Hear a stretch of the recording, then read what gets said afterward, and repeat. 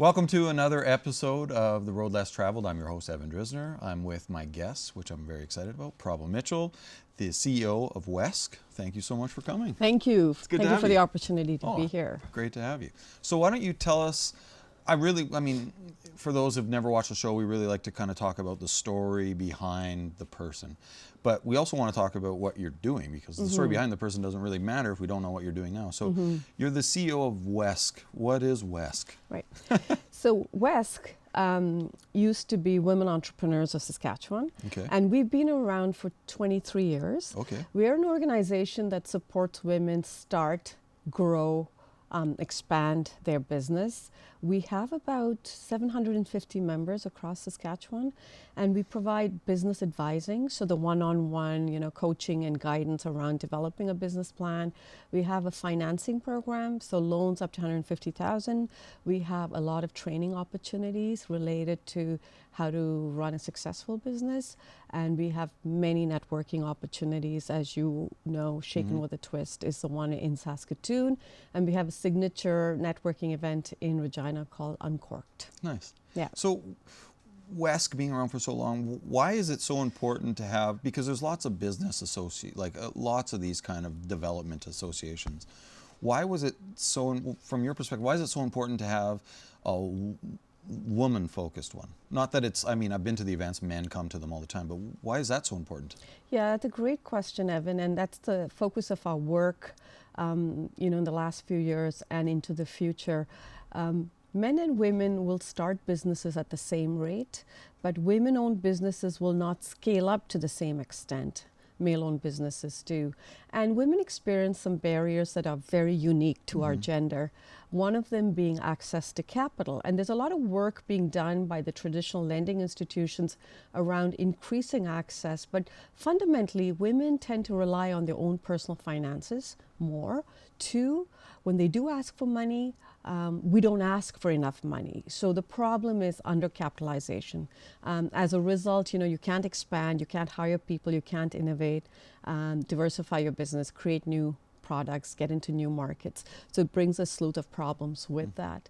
And two other big challenges for women are access to networks. And it's really important for women to be part of mainstream networks where you get connected to people, where venture capitalists are making decisions about what business to invest in, and we need to be connected more into those networks. And three, lack of role models, because the pool of women entrepreneurs is not large enough, right? And so we need to build more successful women entrepreneurs, and we need to be able to create more of those success stories.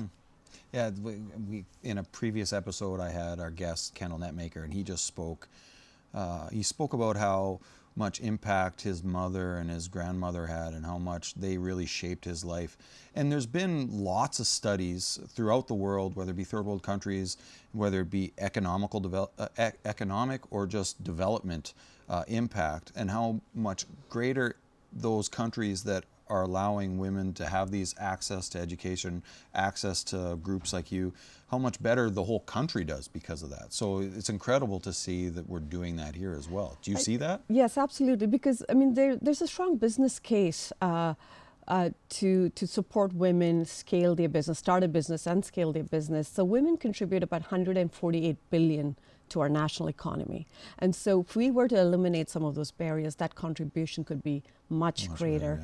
Advancing gender equality could add another $148 billion at least by 2026. So there's an economic case for why we should support women start and scale their business. Yeah, absolutely. That's awesome. So that's what WESC is doing. I want to come back to WESC and talk about what your vision is as the CEO. But I remember I've heard your story a few times, and there's parts of it that are so inspirational for people, not people that can't necessarily relate exactly, but they understand the change and how much, like just the fact that you moved here from another country. Like, people can relate to the underdog almost, and watching how you have built a career, and you've had some challenges within that. So why don't we start there? How did you end up in the Saskatoon business world? Community? But way before that, tell us about your life. Yeah, it's crazy. So let me get a drink then. Yeah, I moved to Canada in 1985. I was very young, still sort of a teenager in some ways. I was in an arranged marriage, and my ex-husband was from Canada. So May 10th, 1985, I got on a plane to join my husband here in Canada. I landed in Toronto. I left my family, my friends, everything that I knew and I grew up with, and essentially, traveled to a foreign country. I had no family here. I knew no one in Toronto. And I started, going to school in Toronto. I got an undergraduate degree, and then I got a master's degree. And I was isolated. It was a culture shock. There was no language barrier, but I had no support system, and I had no friends, and I couldn't just get on a plane and go home. It was 36 hours. It was not cheap to go home. You didn't have cell phones then, so you're writing letters to your family, and you make a phone call every so often. So it was a very challenging time. I felt very isolated, and I tried to stay optimistic, but it was really difficult. But in the 80s, there was subtle racism as well, right? Because we didn't have the level of awareness that we have now. And when I did my master's program, I was one of 3 visible minorities in the master's program at the university, Wilfrid Laurier University. And in 1990, I graduated from my master's program, and I was given the Graduating Student of the Year award. So I remember walking up to get it, and I was the youngest student in class, in the program, and I remember this man saying, the only reason she's getting this award is because she's female and visible minority. And so I think it's important to understand that those moments are what I call defining moments of your life, where you go, yeah, really? I'll show you, yeah. Right? So I think I took it on as a challenge, and thought I'd make something of my life and myself. And yeah.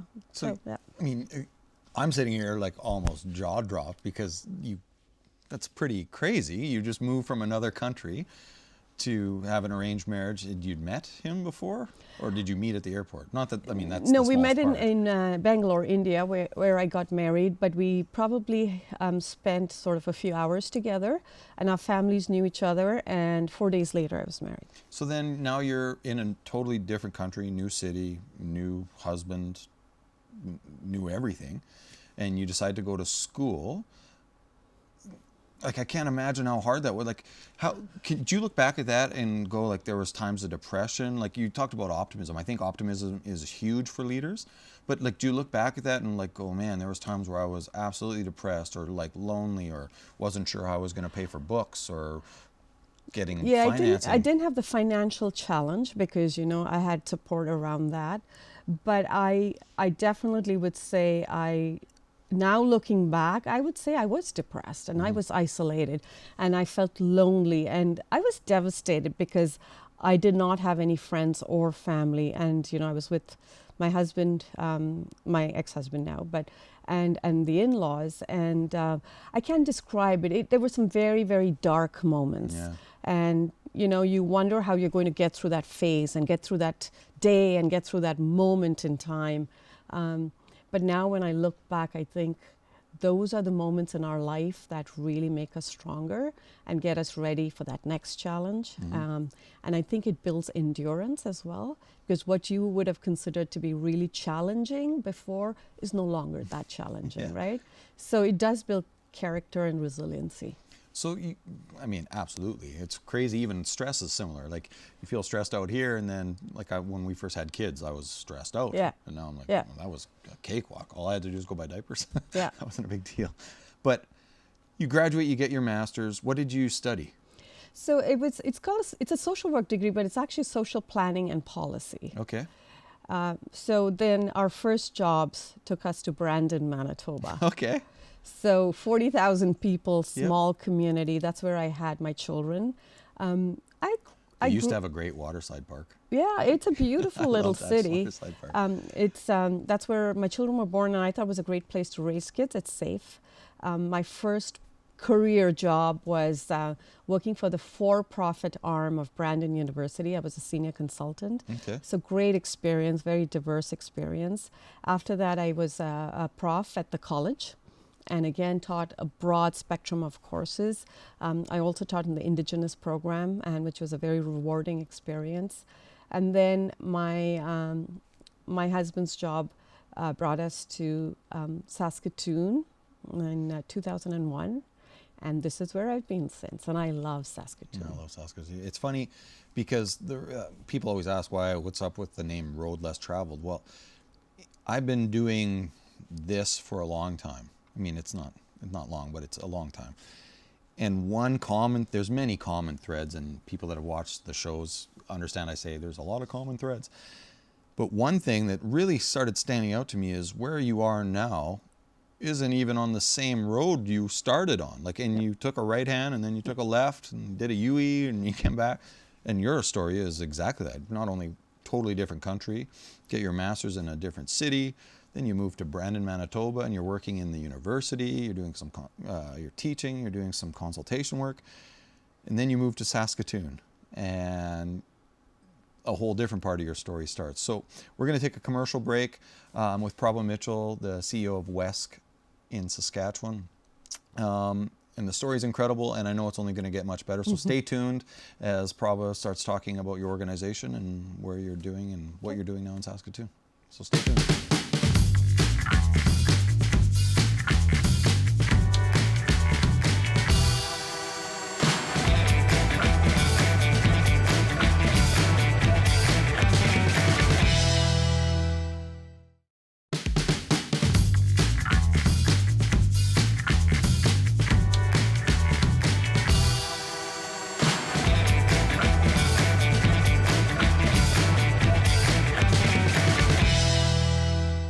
Welcome back to The Road Less Traveled. I'm with Prabha Mitchell, CEO of WESC. Just kind of talking a little bit about your story. You've told us how you were in Brandon, you had your kids, and then you decided to pack up and move to Saskatoon. Mm-hmm. So why did you move here, and then how did that what did you do once you landed? Because lots of times if you move for your spouse, you don't have a role, you don't have a job. Mm-hmm. So then you got to start all over again looking for jobs. So what was that like for you?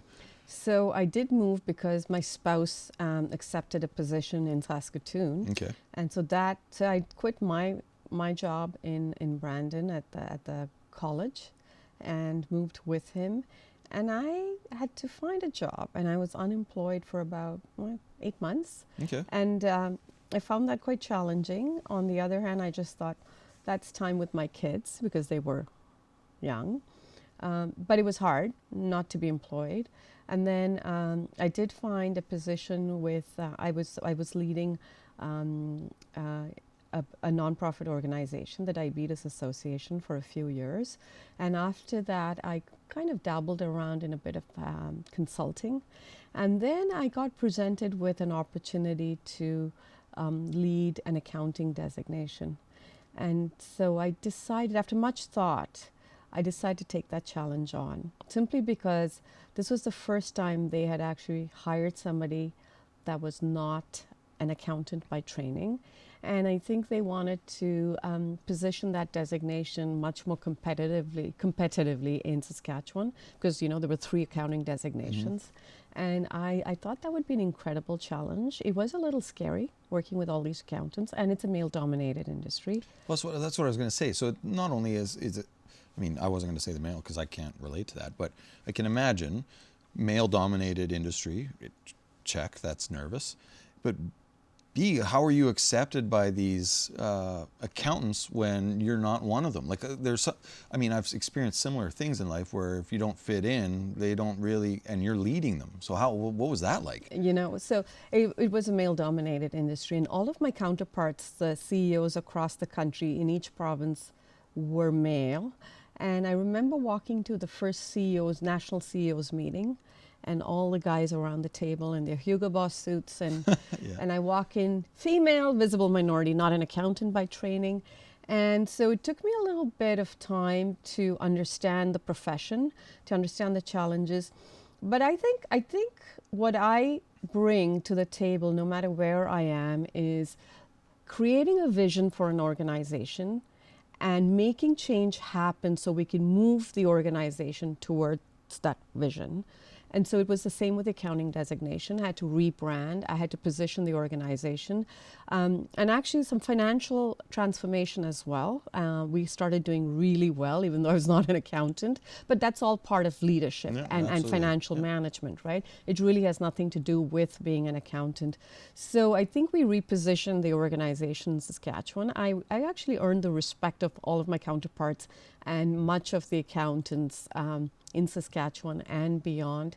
But I think what I truly enjoyed about the profession was when we started to talk about merging all of the 3 accounting designations. It had been tried 3 times, and all the 3 accounting designations had been rivals, so to speak, for 30 years.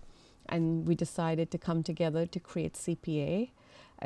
It was quite the undertaking. It was the most political undertaking. And there were things that we did in Saskatchewan that the national organization was not pleased about, but we decided we were going to get into merger talks in Saskatchewan, even if the national organization wasn't going to follow suit. But so we did make it happen in Saskatchewan. I think Saskatchewan may have been one of the first provinces to create CPA legislation. Which is, so like now I'm starting to want, I definitely believe that life, you go through things to be built up for what's next. So when you were in this male-dominated, not an accountant world, it took some resiliency and it took some belief in yourself. Do you look back at the being in an arranged marriage, moving countries and then moving around and going to school, like, do you look back at that and go like, that was a building point for me to there? Like, do you think you could have done that before without that experience? No, and you're right, because even when I was in the leadership role in the accounting designation, there were times when I thought, this is crazy, what have I done? Why did I do this? Why did I take this on? Because we had some tremendous challenges with the designation when I started, and I thought to myself, I'm not going to give up. You know, I have tackled worse before, and I can make this happen. I can turn this around. And we did. And, you know, and you asked about how can you earn the respect. And I think it's all the changes we made and the decisions and the strategy that helped others understand my leadership abilities. But I remember feeling like I should not have done this. But I said to myself, I'm not giving up. I'm not quitting. Yeah. Yeah. So then you merge, become the CPA. So now you have 3 organizations, 3 leaders, turning into one. Right. So how, like, it almost seems counterintuitive as the leader of an organization to say we should join, because that might mean you don't have a job potentially. So what was that process like, merging? Because I think one of the things about a strong leader and a good leader is you have to have the courage to do the right thing. Okay. And sometimes the right thing is not the best thing necessarily for yourself.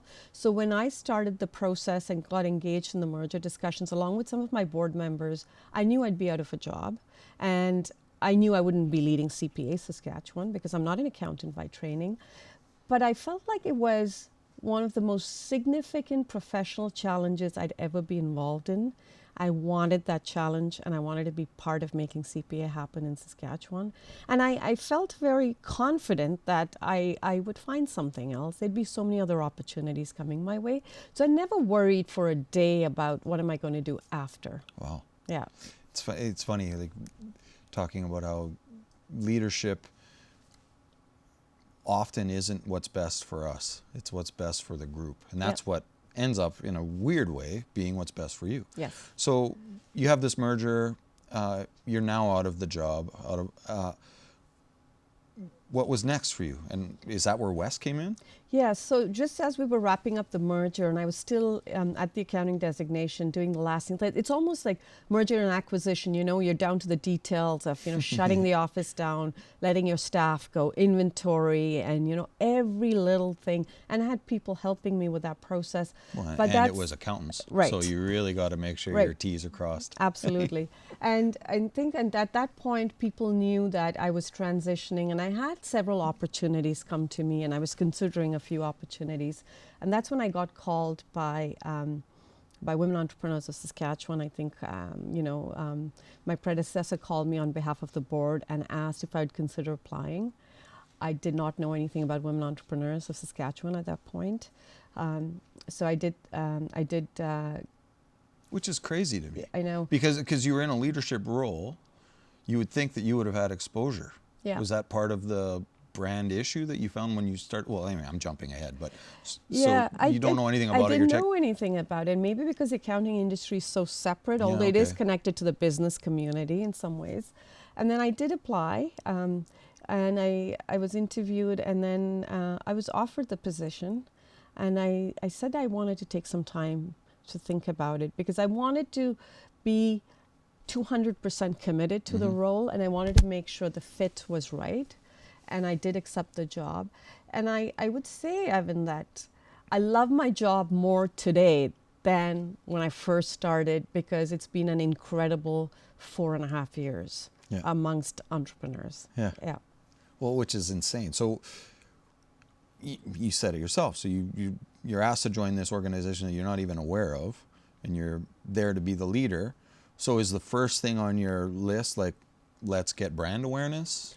Or was it the first couple years just trying to figure out what the focus was? And if the focus was now, what is it then? What is it now? Yeah. I think my first 2 years were understanding the organization, the stakeholders, our membership, and then making sure I have the right people. Okay. And so it took me a couple of years to do some internal and external sorting out, positioning, understanding sort of what the issues are in that ecosystem, in that space, understanding who the players are in that space, our roles, our responsibilities, building those relationships, making those connections with my peers. So I think I took a few years to do that. And then it was time to ask a really tough question. We've been around at that point for 21 years. And the question was, is Women Entrepreneurs of Saskatchewan relevant?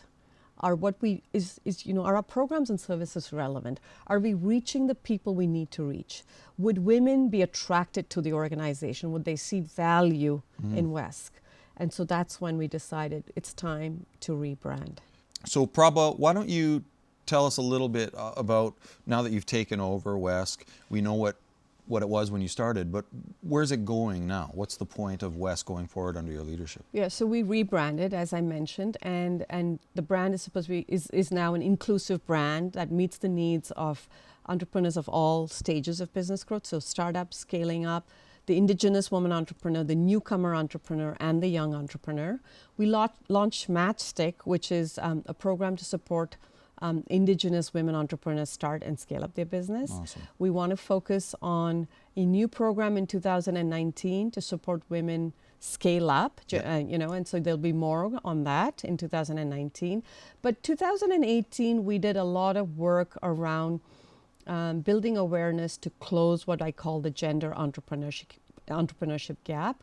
And that's what I said earlier about men and women starting businesses at the same rate, but women-owned businesses not scaling up and the barriers. And so we've tried to build some momentum and some awareness with our stakeholders, with the government of Saskatchewan, around those barriers and the fact that this is an economic development opportunity and we need to pay attention to it. Oh, that's awesome. Well, thank you so much for being here, Prabha. Thank you. I really appreciate all the work you're doing with WESC, not only for women, but for entrepreneurs and the community support you've done. So thank you for all the hard work you guys are doing. Thank you. Make sure you stay tuned on Shaw Spotlight for upcoming shows and, of course, upcoming episodes with myself and my future guests on The Road Less Traveled. Thanks for tuning in. Look forward to seeing you next time.